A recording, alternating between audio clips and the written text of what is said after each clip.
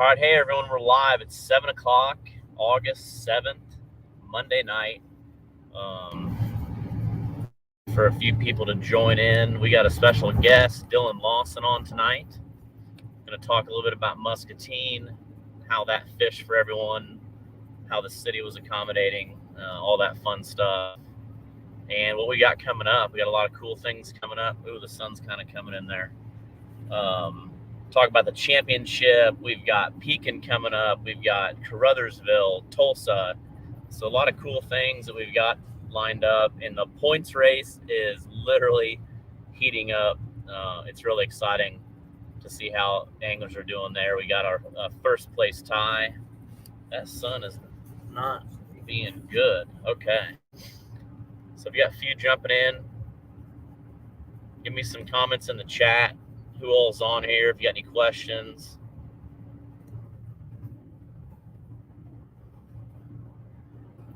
We're going to play, since we got Dylan on, we're going to play the recap real quick while a few people still jump on.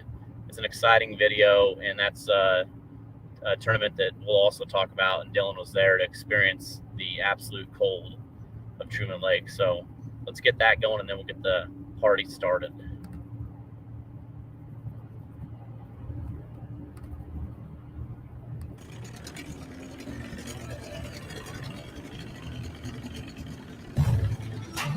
Hey, this weekend we're at Bucksaw Marina and Resort here in Truman Lake, Missouri. We had 25 teams brave the cold. It's in the single digits wind chill. It's extremely cold, but these guys, they don't care. They're going to be out there chasing these big catfish. We're excited to see. This is our first time at Truman Lake. We've heard a lot of good things about big fish here. Total payout today is $8,000, 106% payout for 25 boats. $8,000.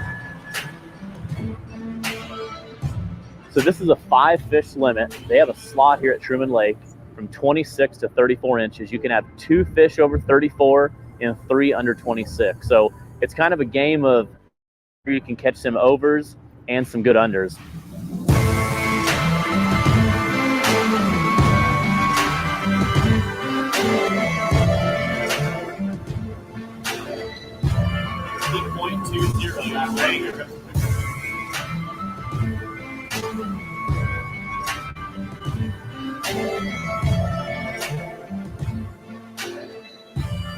Excited. This is the coldest tournament I've ever put on. But like I said, 25 teams, I think over 6 states. So we're really excited to see what they come out with today. This is a really unique lake. Unlike Lake of the Ozarks, it's really commercialized and a lot of recreational boats out. This is mainly a fishing lake. There's a lot of trees out there. You got to be really careful.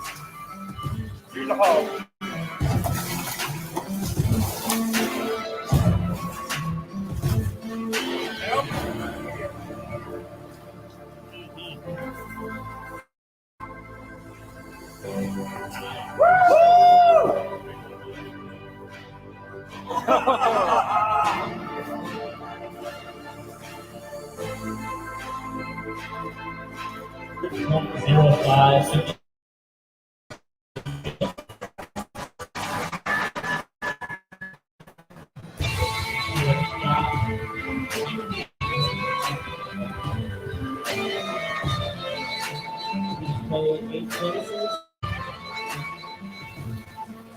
Total payout today is $8,000, 106% payout.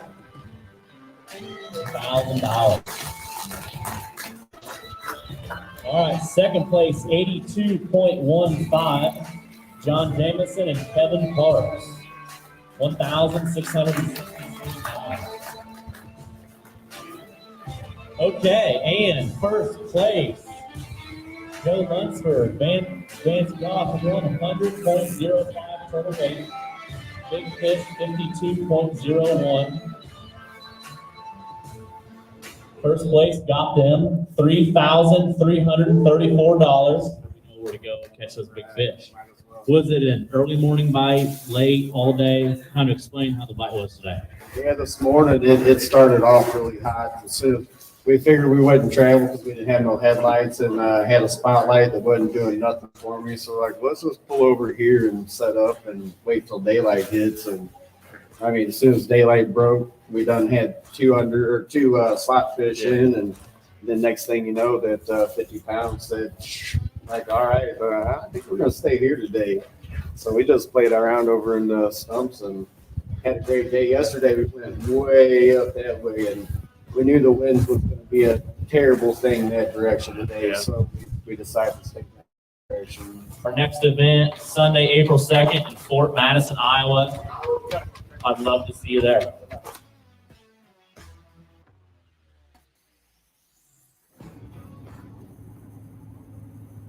All right.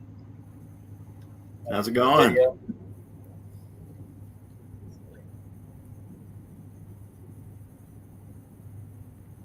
right. So Dylan, how's it going? Oh, it's going, just coming off the weekend, back to work, trying to get back in the groove. Yeah, you had a great finish in Muscatine, and I wanted to play that since the Muscatine video is not ready yet. I wanted to play that video to kind of remind you how crazy cold we had it in Truman Lake. Man, it was one of the coldest tournaments I've ever fished. I've never had to thaw out my reels before I went to a new spot to cast, and that was a first for me. And that was the first time ever being on that lake, right? Yep. First time ever being on the lake, probably my third time ever chasing blue cats. So it was definitely an exciting one. Yeah. So we just talked about it. So I got up early this morning to get the points knocked out. And as I was putting them all together, there was a lot of changes in the points. And when I seen the Jason and Mike both had 776, I'm like, is that right? I better check that. So I got my calculator out just to make sure the formulas were matched up, and it was. I'm like, how crazy is that now after six tournaments, our top two guys are tied. So that's going to be interesting to see how that plays out. I know Jason was down in Vicksburg for the Megabucks tournament. So in Lunsford, I'm not sure where I think Joe was down there too. We ain't seen Joe in a while, but I think he's still up in the points. But, like we were talking about, the points have really, it might take 4 decent weigh-ins to make it in the top 50. What's your thoughts? I think so. At first, when it first started out, I thought maybe you'd be able to get away with maybe one bad tournament of not weighing fish. But the way it's looking now, it looks like you're going to want to try to bring fish to all 4 tournaments to make it in this cut. Yeah, 100%. So let's start off, I guess. Tell us a little bit of background to, how you got into catfishing, how long you've been catfishing, kind of where you're from. You do some traveling now. So I guess start where you're from and give us a little bit of background on how long you've been doing this. Yeah, so I'm from New Liberty, Iowa, originally, Davenport area. Grew up with a cabin actually on the Muscatine pool when I was younger. My family ran bank lines for catfish, and I always thought it was cool. Got a kick out of it. Did a little fishing growing up. Never anything like what it is now. My cousin Levi actually got me into tournament catfishing about 9 years ago. We started off on the Cedar River, throwing cheese bait, fishing small tournaments. We got a couple wins under our belt and decided we wanted to go to the Mississippi. So he got a boat and we got on the Mississippi, and first few years we got our tails kicked in.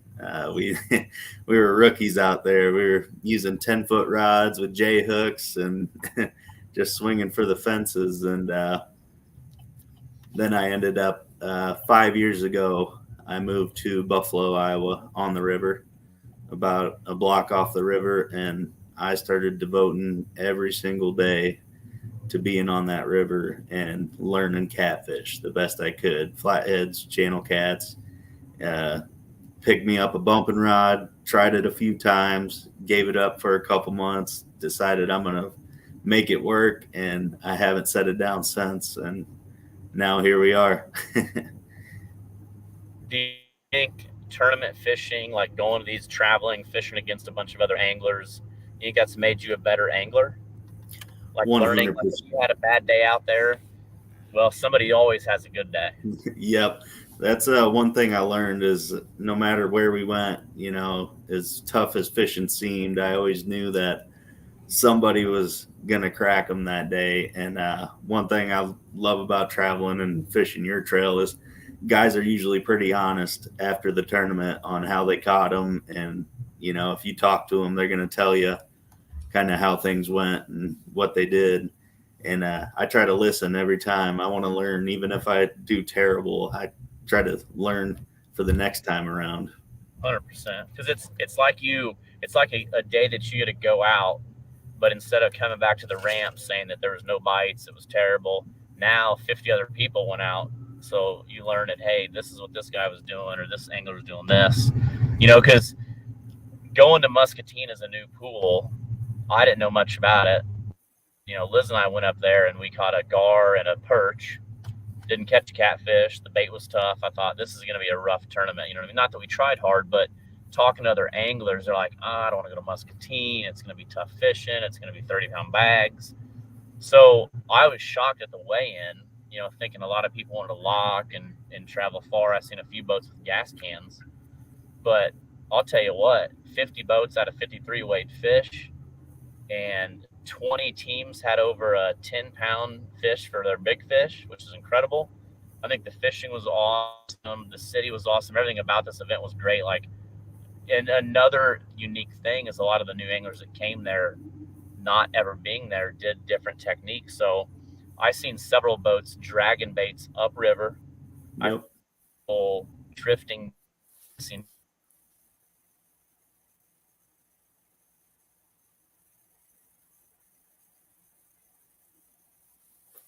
We're losing you.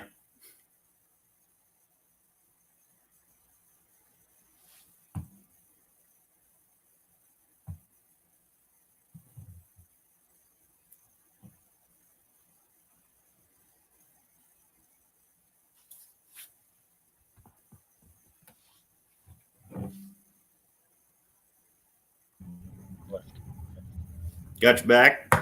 Yep. So All right. down here at Lake of the Ozarks, so the trees recovered everything, the Starlink and all that. Yep, and it goes all the way around. So we should be good here in just a second. But like what I'm saying is there was a lot of different and what was the technique that you were using? So we were bumping all day. We were bumping. We had a couple down rods out of the boat, and surprisingly, it was about 50-50. We caught half our fish on the down rods and half bumping. And big baits, as big as we could get. We were using them. Really? Yeah. So I mean, so what do you consider a big bait up there? So we were taking, whole size moon eye, and we were just cutting the very end of the tail off, and that's what we were bumping. And we would bump them with double hook rigs if we needed to, if they were big enough. And just how fresh a bait was? So actually, I was catching all my fish pre-fishing on shad, so I didn't even bother with getting moon eye because they were kind of tough. I kind of slacked on it, and I actually had some in the freezer I ended up bringing with us. So we were using frozen moon eye from, I'd say, 3 weeks ago, and decided to break them out. And I put the first one on. I just cut the tail off and caught that 18-pound flathead right away. So I decided I was going to do that all day, and we were catching 4 or 5 pound channel cats on whole moon eye. So, so what do you? In the past I've used frozen bait, and it was like frozen moon eye. I've used a lot of frozen bait, but frozen moon eye to me is terrible. So, I don't know. You think frozen moon eye is that key if you can't get fresh? When I use frozen moon eye and I hook it up, I still want it to be frozen because it gets real mushy. So if I'm bumping with it, I want to hook it up when it's still frozen. And I notice when it gets mushy like that and thaws out, the meat kind of disperses. I don't know if that makes a big difference, but I think it puts a little bit of scent out there. And it's worked. If I'm in a pinch, I'll take frozen moon eye over shad most days. So, what about skipjack? Would you have used frozen skipjack up there? So I've actually never used skipjack at all. So I At wouldn't all? know. Oh, Yeah, my. I've never used skipjack before. I don't know if I've even been south far enough to use a skipjack. Usually when I go south, it's early in the year and late in the year, and we usually just use shad. So Yeah. Huh. Interesting. Well, that's cool. Like I said, I know a lot of people, which, everybody kind of fibs a little bit on the way in. If I ask, what you're using, we literally had a boat say they had using peanut butter. I don't know if that's any truth to that. Then everybody's saying, once I said that in the weigh-in, then everybody's watching the weigh-in and they come to weigh in and they were using peanut butter. So, but you know what? There's been crazier things. Who knows? Maybe people were using peanut butter to wipe it on their. I mean, people catch fish with hot dogs and yeah, Kool-Aid. Kool-Aid. So I mean, you never know. Um, so you told us a little bit about yourself. So this is kind of like the first year, and we were talking in the backstage. How did you what made you fish for the championship? Like, you didn't come to the Alton tournament, the season opener, but you ended up coming to Truman. Like, why Truman, I guess? What was the start there? Yeah, so when we kind of when I decided I wanted to chase the trail, Alton was coming up and I wanted to fish it, but I needed a bigger live well for my boat. I couldn't get one made in time. I was kind of busy with the kid and everything, and so then I missed that one. And Truman came up, and I was like, man, I can't miss this one. I want to get my foot in the door on this trail this year and kind of see where it goes. First year being sponsored and everything, I wanted to kind of take it head on. So then I got a hold of Chris, and he's got a Sea Arc with a nice live well in it and everything. And I talked him into going to the tundra with me and fishing in freezing temps. And after we had that 13th place finish there and decent finish in Fort Madison, and you announced the championship, I knew when Muscatine came around that we needed to have a good finish, and we were going to chase this thing to the end and try to make that championship. Yep. Yeah, because we kind of announced that stuff kind of late this year, but it is cool, and especially like you take Alton, it was 67 boats. Well, out of 67, only 20 boats weighed. Yeah. So the people that didn't weigh, or it was a rough day for a lot of people. The water came up, the weather changed, and then you fast forward to Truman. Should have been a lot bigger turnout, but I mean, it was close enough that we almost had to cancel that event. Yeah. It was so cold, and only had, I think, what was it, 25 boats, 30 boats, something like that, and only Yep. I think still 20 boats weighed, and it was an incredible weigh-in. Joe Lunsford won it at 100 pounds even and had a 50-pound big fish, but those are huge points to start off the year. And but still, there's 10 events. You've got 4 that you can choose from. It's all angler based, so each angler gets points. Just like we were talking, Ron King, Buddy, and Craig, they're all tied for 48th place, and they've only got 2 tournaments in, but it's I think a 2nd place and like a 4th place. So, they're going to fish Pekin, they're going to fish Tulsa, at Keystone. They're going to be tough because Pekin's their backyard too. Oh yeah. Yeah. I mean, you got Jason and Mike tied. So you got a lot of people that have a good chance to win the points, which are still got some stuff to announce on like the points winner side of things. But I think, like we said, to get in the championship is going to be tougher than I had imagined when I came up with the rules, how we're going to do it this year.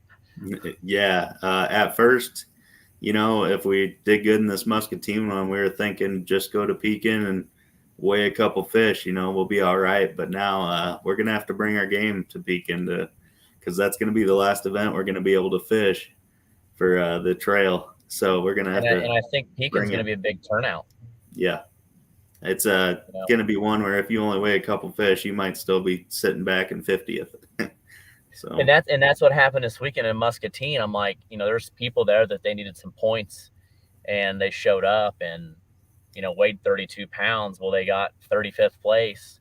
Yeah. And 35th place points is not going to do a lot of good. No, that pool showed out, and a lot of people brought fish. That was a heck of a weigh-in line to watch go through there. 100%. I can't wait. Like I said, I'm excited. I think next year we're definitely going back.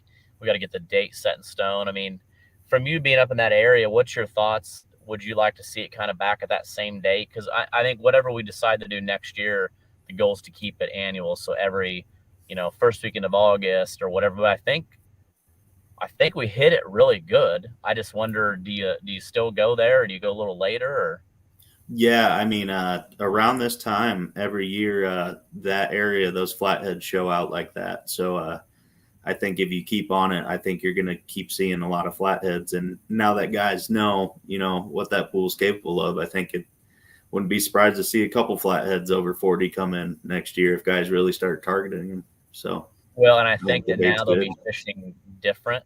So Yep. I think that a lot of people learned, different tactics. So that's pretty cool.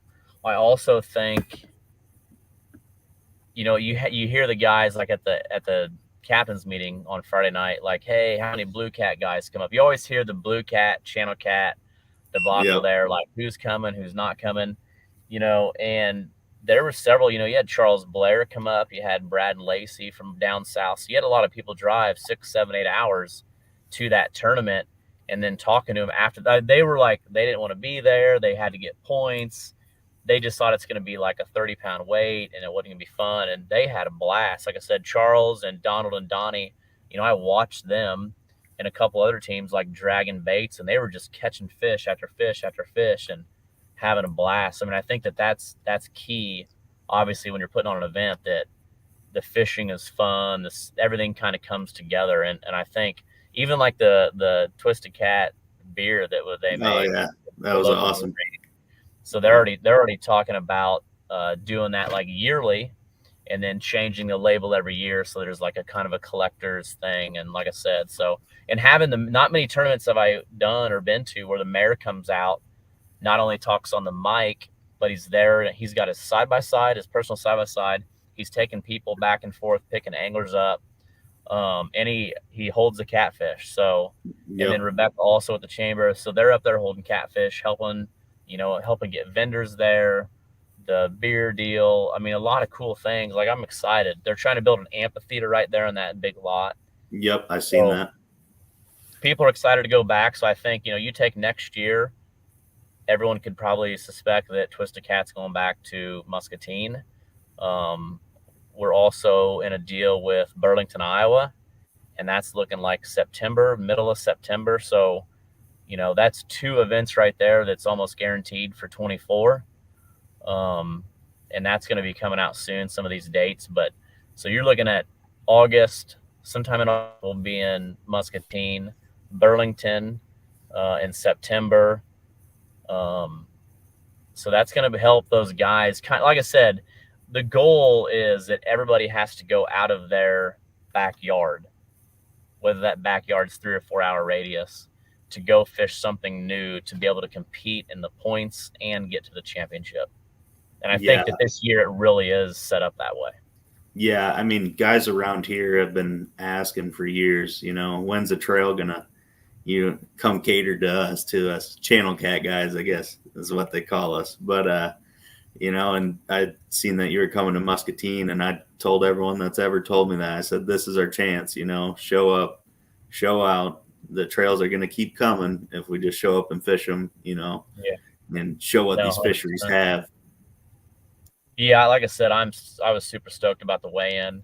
It's going to continue to grow, and having 53 boats. So we had 2 regular teams, and then we had 1 grassroots team first tournament. They were pumped. They were excited. They were definitely nervous. He's like, Spencer Mack fishing this, and I follow him on YouTube. So it's cool to see that. And like I said, everybody was excited. Everything was good. So I'm not going to give any kind of hints or anything, but there'll definitely be some more stuff up north, but I'm not going to say where yet. But sure. Also, like I said, Liz and I are on our way to Tulsa to check out Keystone Lake tomorrow. And then we're heading south of Tulsa, somewhat south, maybe southeast, southwest, to Grand Lake. So Grand Lake, this is like only info for people that are on the live podcast. And I'm sure it'll get out, but it's a pretty much guarantee we're going to Grand Lake in February of 24. I'm not sure that that's the kickoff of the season, but that's a done deal. And we're going to still look at some other lakes in Tulsa. But you're going to see a lot of dates coming out for 2024. But like Muscatine, we wanted to put it on, see how it went, and get people excited for, going back there before we kind of made a date for 24. JT said, patiently waiting for my backdoor lake. So, yeah, we're coming. We're coming. So, like I said, we're looking at some stuff in Texas also, and even Jeffersonville will probably be back there and stuff like that. But no, it's been a good year. Also went to Canton, Missouri yesterday. We're having the Jack and Jill, which is not points, but it's $150 entry, 100% payback. The city's awesome there. They set up vendors and stuff down there at the park, and we had 42 teams last year. So if you want to be a part of the Jack and Jill, you have any questions, let us know. But it's going to get, for me, it's going to get pretty wild from here on out almost every weekend. I'm only fishing 1 or 2 tournaments, but I'm putting on the rest. And like I said, it's about every weekend. And then, but it's fun. So what would you say you look forward to the most from here on out? So like, what's your thoughts on, like, are you doing, you think you're going to probably make the championship? I assume. I mean, you've already got great finishes. You can probably wrap it up with a top 25 finish in Pekin. I think that you'll be, but I could be wrong, and that would be crazy because I think that you've got some great. Obviously, you just got a second place. Already looking into Ouachita, like, have you looked on maps? Have you looked at where it's at? Like, where at in Arkansas is it? Have you done any kind of research like that? Yeah, so I've actually just kind of started looking up the area. The wife already talked to me today. She wants to look into Airbnbs already. She must be pretty confident we're going to make it too. But yeah, I was kind of waiting for Muscatine to happen and see what happened just to be sure. But I'm pretty confident. We've been to Pekin before. I'm pretty confident we can go there and put together a good bag of fish enough to qualify. But yeah, from here on out, it's going to be looking into that championship tournament and hoping after Pekin and the day after Pekin, we have a big local event. So I'm going to be fishing a 2-dayer and hoping after that to be able to slow down a little bit and be able to look into Ouachita a little bit more and get ready for that because we'll be putting all our chips in that basket towards the end of the year. Yeah, it'll be exciting. We'll probably have to have you back on before that, like, as trying to figure out like what you're doing to target a new lake. It's like not really has a lot of data. I mean, there's a few people that have fished it. I know there's good fish there. I went there after I picked up my boat just to fill my live well up as, taking it for a little test drive. I had no sonar.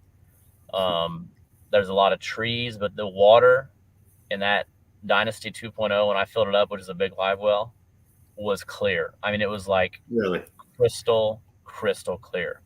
So I wonder how that'll play into, them fish being a little bit harder to catch because a lot of people striper fish there. They look at you kind of weird, like, what are you guys doing here with them rods and them rod holders? Like, if you're not bass fishing or striper fishing, you shouldn't be on Lake Ouachita. So yeah. I think it's going to open up some doors to a new lake and something new, and I'm excited about that. And we're going to put the best anglers in the Twisted Cat series, which is awesome anglers on that lake to fight it out. Yeah, I think it's going to be exciting to see what comes out of that lake. And I think once it happens, I think maybe people are going to be looking at that lake different, and maybe it won't be such a striper and bass lake anymore, and people will be chasing catfish there. Yeah, no, that'd be cool. Like I said, it's grown. Look at what Megabucks did down in Vicksburg. What we just did. I think there's something about, I wonder if this tournament, if we had higher water, I'm sure the fishing would have been a lot worse. But the low water, you take like Ryan Casey and his guides down in St. Louis, was showing me catfishing. Look at the fish they're catching. Wow. They showed another one, 94. They've caught several over 100, but the water's low. 2 weekends ago, or was it last weekend? Jason Mathenia had an event for his mom, and Anthony Maggart caught a 104 in Alton. And that's another whole conversation is, there's a lot of big fish across the country, but like where does it, what area holds the biggest and the most, you know what I mean? And you always look back at Alton, the St. Louis area. Is it because the Illinois, Mississippi, and Missouri rivers all come together there? They're intertwined. is so much industry, but I mean, there are so many fish over 100 pounds that get caught in that stretch. Especially this year. I've seen so many from there. But yeah, so I mean, like I said, this water being low, you had the fishery down in Vicksburg being great. You had the fishery up in Muscatine. So I mean, like I said, it's been fun to kind of watch that, and a lot of anglers are getting better. A lot of newer anglers like yourself, you know, getting into the sport and going all in. You know what I mean? Not just kind of showing up, you know, and just not knowing what you're doing. You're really looking at maps, you know, a day before, looking at weather patterns, or you know, the structure you want to maybe target, or the bait or live bait or fresh, you know, frozen or whatever. But every little thing matters. And I guess back to a point we talked about, you said that tell us a story about, you know, and everybody always says the fish that I lost was always Yep. the big one. And I'm not saying that it wasn't.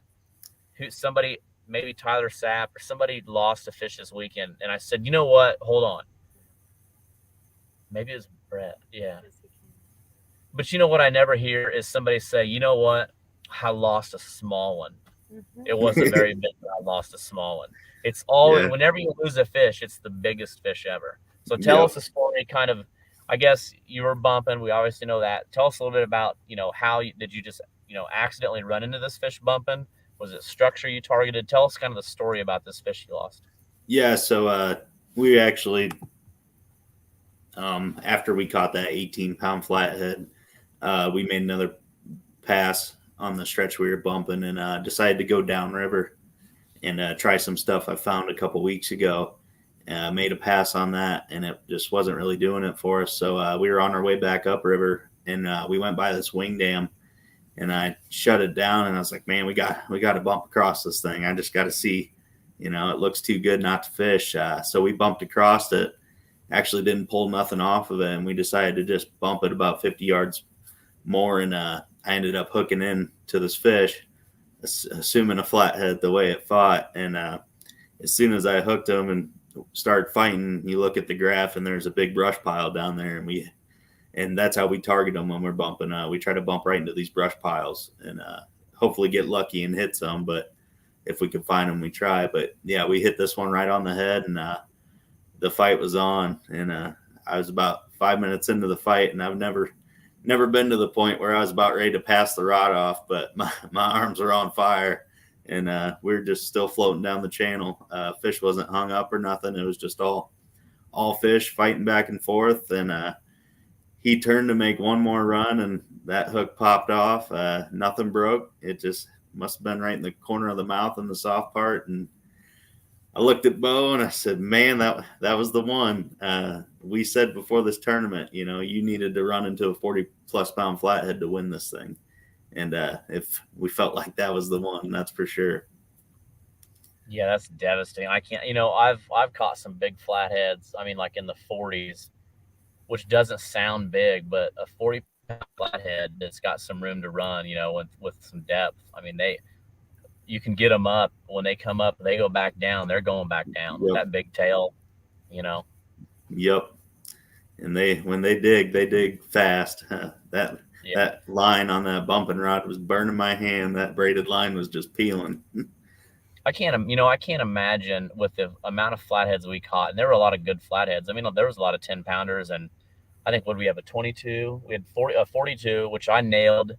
I don't know if you've seen that or you watching it. Yeah, I watched that. 42, not only 42 even. Yeah. Which that was luck, not skill. A little bit of skill. But you had 42. I think Tyler had a 22, had a 16, a 14. I mean, had a lot of good sized flatheads.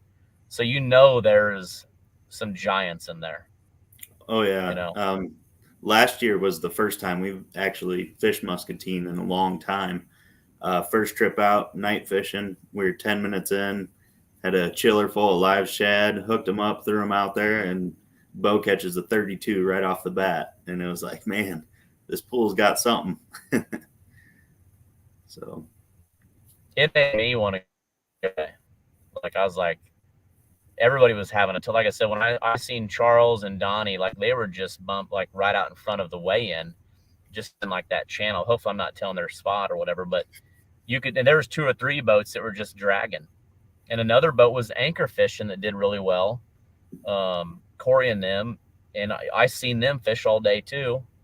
And they were doing a completely different technique. So it's cool seeing everybody do different things, dragging, bumping, anchor, and all that stuff, and still be successful.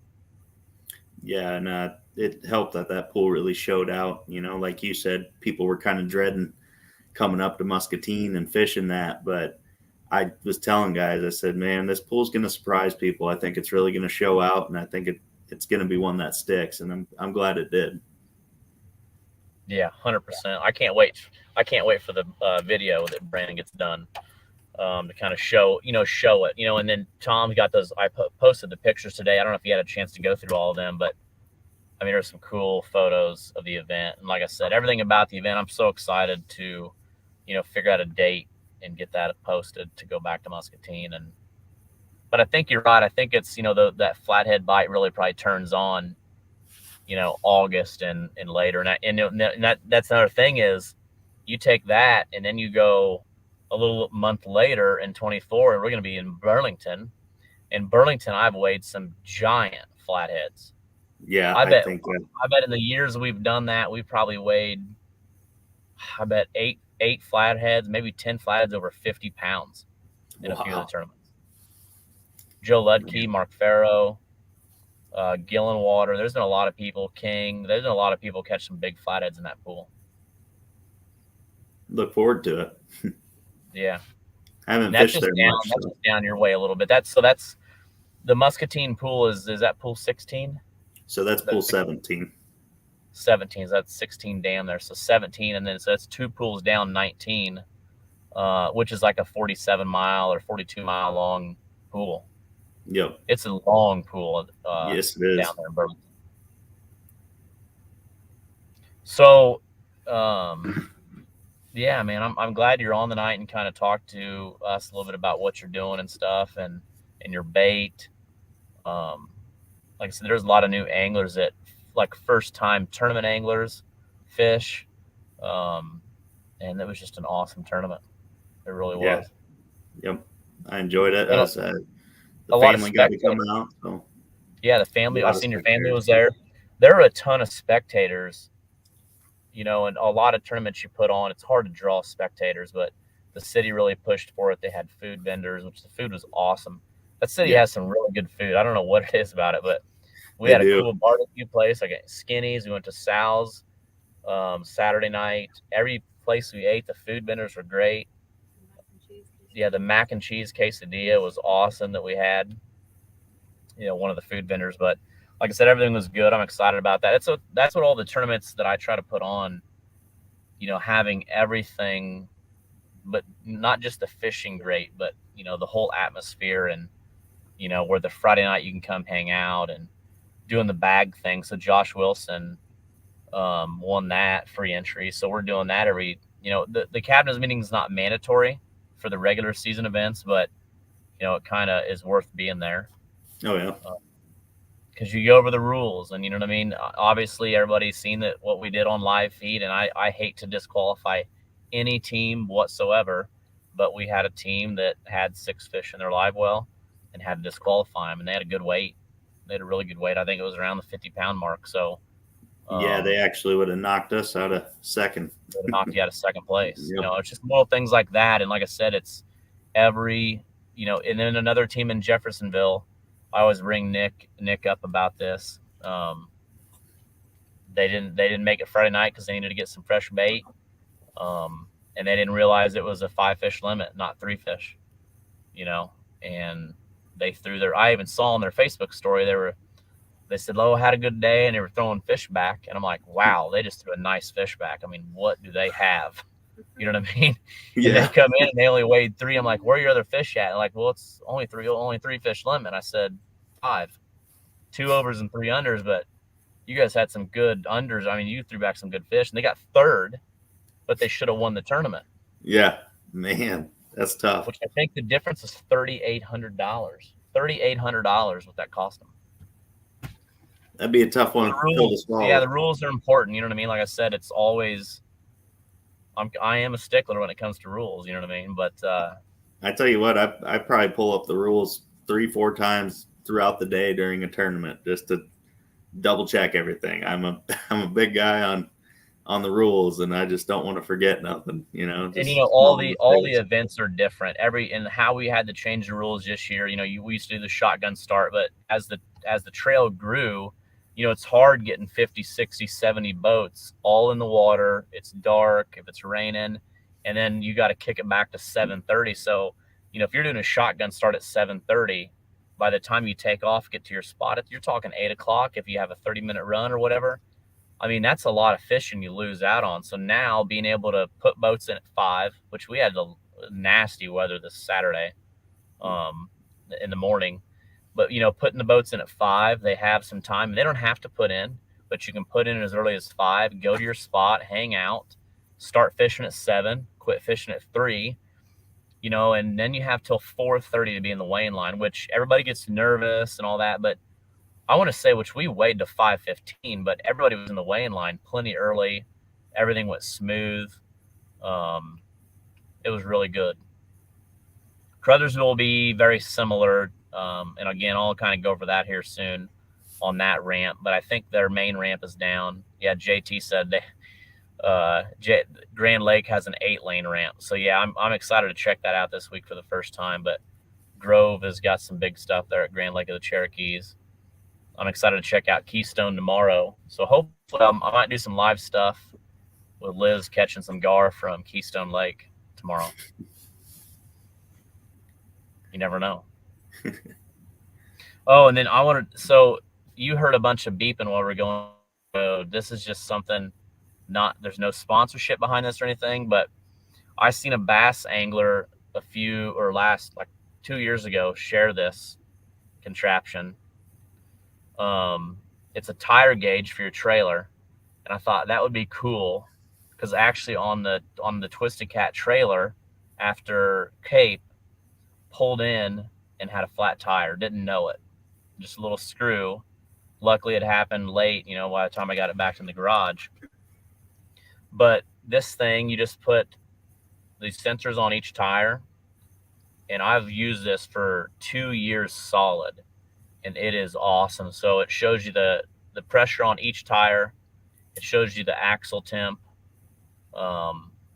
If you have a tire going bad, like I've seen it several times save me. And I'm always trying to help anglers out because almost every tournament, somebody has a blowout or a flat tire.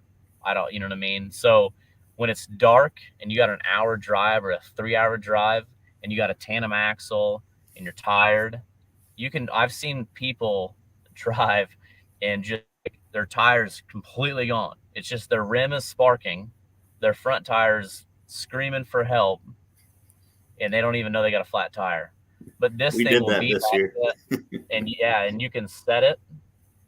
So if there was one thing, like this is, and there's a ton of different companies. This is Hypertech, and it's solar powered, so I don't even plug it in. I throw it up on the front of the dash, and then if I need to go change,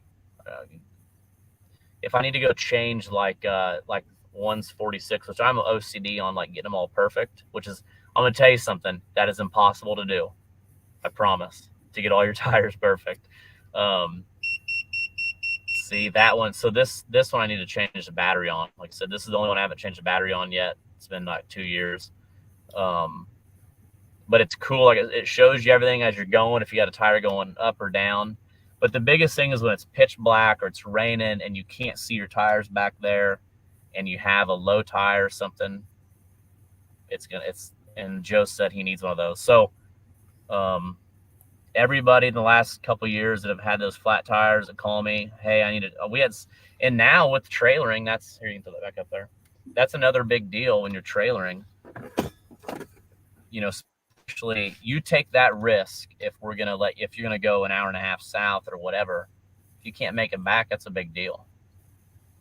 A real big deal. Yep. Everything matters in a tournament, from your truck starting to your boat to everything. You know what I'm saying? Like, it's just all those little things got to come together. You're keeping your fish healthy. Everybody did. I'd have to say, I'm pretty impressed on this weekend how well everybody took care of their fish. I'm talking to Yeah, some lively fish. Some yeah, people got mine were a little fired up when I brought them to the scale. I was just I'm always on top of it all day. I'm putting fresh water in, changing water out, juice, bubblers. Fresh water is key. We had our grassroots team. He called me and says, "Hey, it says 50-gallon live well minimum. It's my first tournament." Well, he had got like a big giant cooler, and I'm actually extremely impressed on like the craftsmanship he did of his live well. But it was put together well, and he explained, how he got fresh water in, because you can have a big live well, but if you don't put new water in there, like that water becomes dirty and nasty, and those fish can't breathe in that. So, Yep. but everybody has definitely gotten better over the years, and like I said, this weekend was really good on fish care. Yeah. Like I said, I've Especially seen your for the- fish splashing. I mean, some of these fish are splashing like 10, 15 feet out of the live well. So Tom it was always gets to the rowdy. bath. After the morning, Tom thinks it's smart to go take a shower, but he's gonna get some catfish splash on him. Oh yeah. I don't know if Tom is still watching or not, but Gary, you need a partner for pecan. Come on. I'd love to be your partner, Gary, but I can't. I can't fish my own tournaments. What do you say? Oh, well, hold on. Well, you might have a partner, Gary. I have to help you. I got to put all the weights in. All I need right. to put my record-breaking weight in. Yeah, she'd hate to put her record-breaking weight in. So, Tom said he had like 5 showers yesterday. Oh man, yeah. So a lot of events coming up. We kind of went over the points again. Let's pull those up. Present, share. I haven't pulled these up yet, have I? Nope, not yet. Let's see if I can get them full screen. There we go. So if you look at the points here, I know it might be hard to see on your screen. I'll kind of share and kind of explain them again. You've got, the top 50 on the left. You got your points standing that's highlighted in blue. And then you've got each tournament. So you've got Alton, Truman Lake, Fort Madison, Jeffersonville, Cape Girardeau, Muscatine. Now we've got Caruthersville, Pekin, Tulsa, and New Madrid left. So 4 tournaments left, but things are really getting, almost want to say spicy or hot. Spicy. Liz likes spicy. So things are getting a little spicy here. I mean, you go down to the mid-20s. You go down to, look at Gilbert. So Gilbert and Christie, they're in 28th and 29th. They got 605 points. They got a no way in Alton for 100. They got a no way in Fort Madison for 100. But they got a 177 in Jeffersonville, 168 in Cape, and a 160 in Muscatine. So they still have 100 that they're going to replace, and that's going to kick them up a lot of points. That's going to get them way up in the 700s. And right now, I mean, you're in the eighth place with 725. So Scott Linton, he's got 4 tournaments, but one of them's 100. But his other tournaments, he's got a 192, a 193, a 188. So when he's going to replace his 100, I'm sure in Caruthersville or one of these next events, and he's going to skyrocket up there. And then if you scroll down, Brad and Lacey, 498, they've only got 3 tournaments in, 176, 164, 158. They got to get a 4th event in. They're going to skyrocket up there, and they're in the 40s. So, and Buddy, Craig, and Ron, they've only got 2 tournaments in with 395. That's 199 points and 196. So a lot of things are going to change as we get a few more events going. It's going to get interesting. I've had a lot of calls after Muscatine. You know what I mean? What's this mean? Do I got a chance? I'm going to have to fish another event to replace this 100. I definitely would say that if you have a no way, you will not make it to the championship. But that's the goal. I want to see the best of the best go for a 35,000 plus, pot, which is a huge pot. And you're talking we're going to probably only see 22 to 25 boats out of that. So it's a small invite and it's a no entry. And like I said, it's going to be fun. I wish I could fish. It's so fun. Like I want to be out there fishing and seeing like where I fit in on the points and chasing points. You know what I mean? It's exciting. Yeah, I think it's going to be a blast. I'm hoping we can squeeze our way into that. Yeah. Well, hopefully maybe after Pekin, you guys winning that, maybe you can get Bo on here.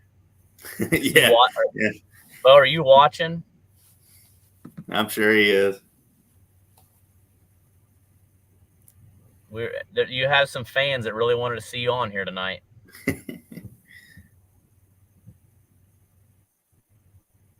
Yep, there he is. Oh my. So yeah, no, you beat some good teams this weekend, so you got to be proud about that. And like I said, now you got to get ready for. As Sean goes, "Where you at, Big Bear?" So now you got to get ready for Pekin and have a solid finish there, and I think you're going to be locked in pretty good. Yeah, Pekin's going to be a tough one. Them guys know their home waters around there. A lot of tough teams get in that tournament. Do you think a blue cat will be wading Pekin? I do. Only reason I think so is because every time I've fished over there, I've seen at least one hit the scales. So, but I don't know about water level there. If water's low right now, I haven't really looked into it much.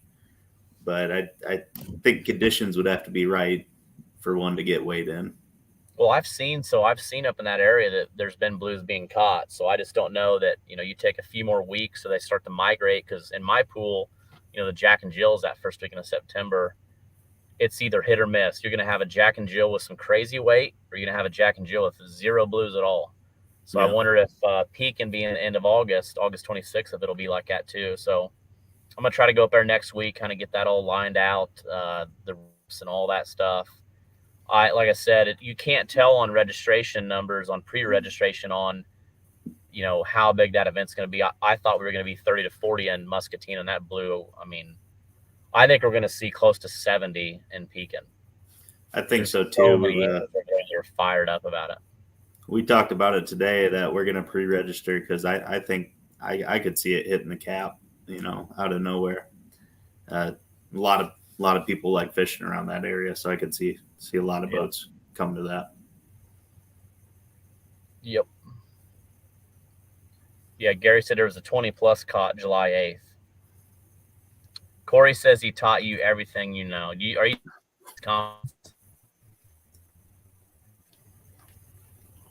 He's a musky fisherman. He doesn't know what he's talking about. Yeah. I mean, he shouldn't say anything because you just whipped him. Oh yeah. It's good friendly competition from all of us local guys there. We do a lot of leagues on some Thursday nights and really take each other on.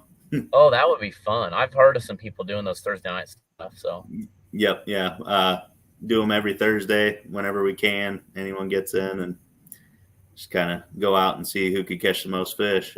Usually everyone's bumping too, so it's all pretty well fair across the board.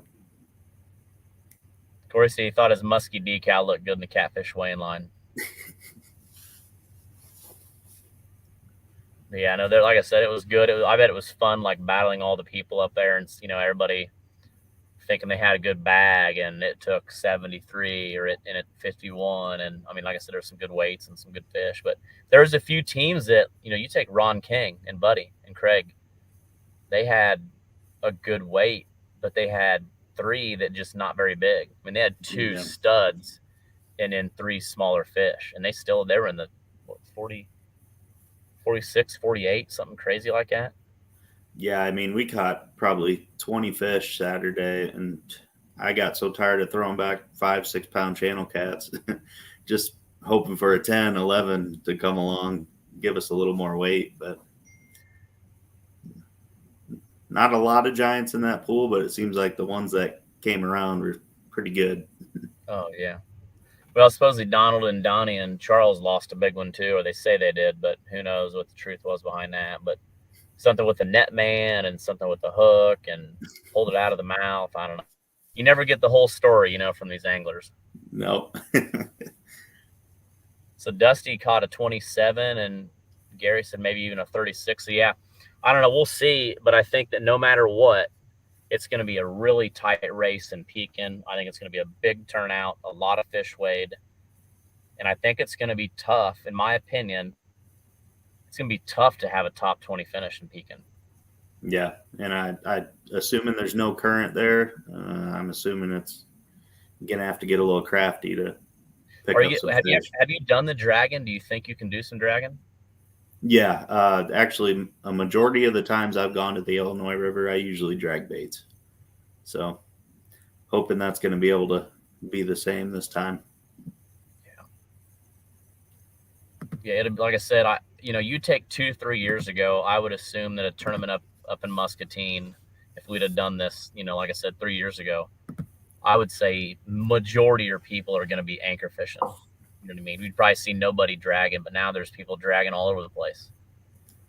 Yeah, it's pretty interesting. Crazy how much it's changed. Even just small local tournaments around here, it's crazy to see some boats you don't even see fish tournaments, and they're out there bumping and dragging planer boards or something, just trying to get on.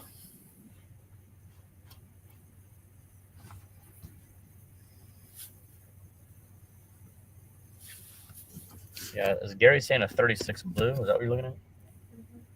That's a big blue in Pekin, if that's what he's saying. Gary, that could be I don't know if you got a typo there. Well, let's see. Show us proof, Gary. He just looked it up. I guess you can look up what people catch. Is that on Facebook or what? I think it was 36, I believe. I just look it up. Google or Wikipedia. Wikipedia, what blues are being caught in Pekin, Illinois?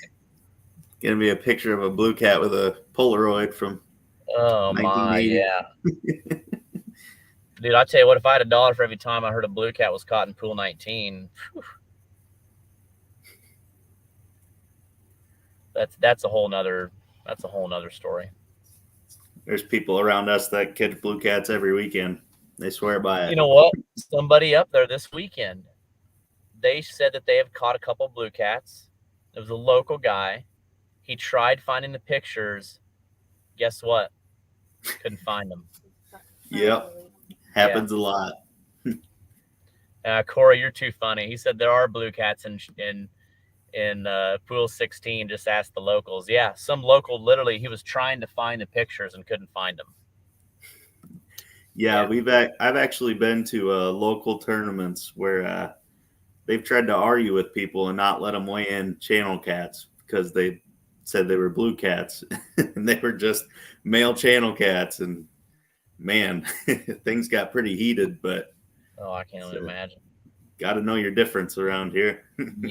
Yeah. All right. Well, hey, man, thank you so much for being on. And this is a blast. And you got some work still left to do. And I think you're going to be able to get it done in Pekin and really, close the door on the top 50. And that's coming up soon. That's coming up real soon. But we got Crothersville first. So, Crothersville, you're going to see some things change when some of these other anglers get a third and fourth tournament in also. Yep. Yep, so I think after Crothersville August 19th, Pekin, I think August 26th. So Monday the 28th, when I figured the points, that is when people are at where they really sit. 2 tournaments left. Yeah, that'll be interesting. Yep, I think things are going to start changing a lot, and I think people are going to start sweating where they thought they were sitting pretty good in points, and things are going to start moving around. So, yeah, 100%. We're sitting right in that mid range, though. Yeah, you just got to keep at it. Anything you got left to add, or anything you want to say to these people, or any words of wisdom from Dylan Lawson? No words of wisdom.